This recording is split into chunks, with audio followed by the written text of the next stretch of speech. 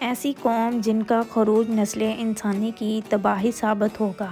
یہ ایک فسادی قوم ہے۔ ان لوگوں کی تعداد بہت ہی زیادہ ہے۔ یہ لوگ بلا کے جنگجو، خونخوار اور بالکل ہی وحشی اور جنگلی ہیں، جو بالکل جانوروں کی طرح رہتے ہیں۔ موسم بہار میں یہ لوگ اپنے غاروں سے نکل کر تمام کھیتیاں اور سبزیاں کھا جاتے ہیں اور خشک چیزوں کو اپنے ساتھ لاد کر لے جاتے ہیں۔ یہ قوم آخر کہاں رہتی ہے اور ان کا خروج کب اور کس طرح ہوگا، اور حضرت ذوالقرنین نے ان کو کیسے بند کیا، کیا کیا؟ یہ لوگ کسی اور ستارے پر رہتے ہیں یا اسی زمین پر رہتے ہیں؟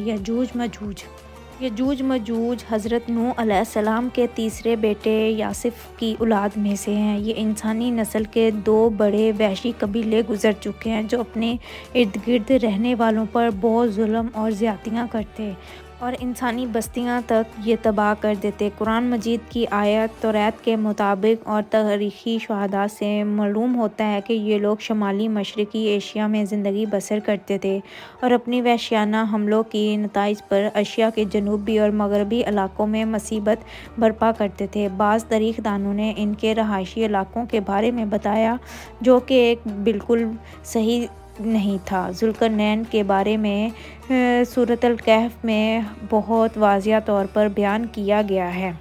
ذوالقرنین جب شمالی مہم کے دوران 100 دیواروں پہاڑوں کے درمیان پہنچا تو وہاں اسے ایک ایسی قوم ملی جس کی زبان معلوم نہیں کی جا سکتی تھی۔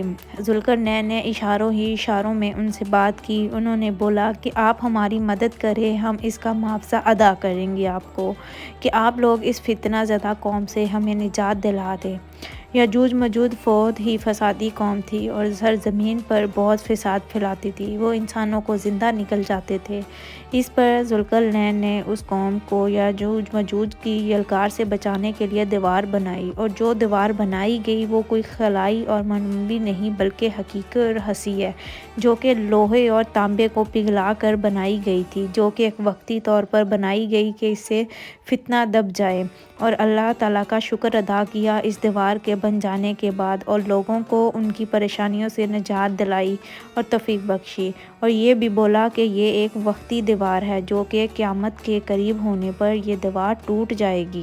اور حدیث میں آتا ہے کہ یجوج مجوج ہر روز اس دیوار کو کھودتے ہیں اور پھر کل کے لیے چھوڑ دیتے ہیں، اور ان میں سے ایک ان کا سردار آ کر بولتا ہے کہ ہم کل کو اس کو دوبارہ کھودیں گے، اور وہ جب دوبارہ واپس آتے ہیں تو دوبارہ دیوار ویسے ہی مضبوط ہو جاتی ہے۔ ایک دن آئے گا جب ان میں سے ایک پیدا ہوگا جو بولے گا انشاءاللہ اس کو ہم کل پھر کھودیں گے، اور پھر دوسرے دن وہ اس سے نکالنے میں کامیاب ہو جائیں گے اور زمین میں فساد پھیلائیں گے، یعنی انسانوں کو بھی کھانے سے گریز نہیں کریں گے۔ تو اللہ تعالیٰ کی طرف سے حضرت عیسیٰ علیہ السلام کو حکم ہوگا کہ وہ مسلمانوں کو طور کی طرف جمع کر لیں، کیونکہ یجوج مجوج کا مقابلہ کسی کے بس میں نہ ہوگا۔ یہ سارا معاملہ دجال کے آنے کے بعد کا ہے۔ دجال کو موت آ جائے گی، اس کے بعد یہ سارا یجوج مجوج کا قصہ سٹارٹ ہوگا۔ حضرت عیسیٰ علیہ السلام اور ان کے ساتھی اس وقت ایسی جگہ کھڑے ہوں گے جہاں غذا کی سخت قلت ہوگی۔ پھر لوگوں کی درخواست پر حضرت عیسیٰ علیہ السلام یجوج مجوج کے لیے بد دعا فرمائیں گے، بس اللہ تعالیٰ ان کی گردنوں اور کانوں میں کیڑا پیدا کر دے گا جو بعد میں پھوڑا بن جائے گا، اور یہ لوگ تباہی کا شکار ہو جائیں گے۔ ان کے مرنے کے بعد سرزمین پر ایسی بدبو پھیل جائے گی جس سے انسان سانس لینے میں دشواری محسوس کریں گے، اور اس کے بعد خدا تعالیٰ آسمان سے بارش برسائے گا اور اس کی ساری بدبو اور ساری زمین صاف ہو جائے گی۔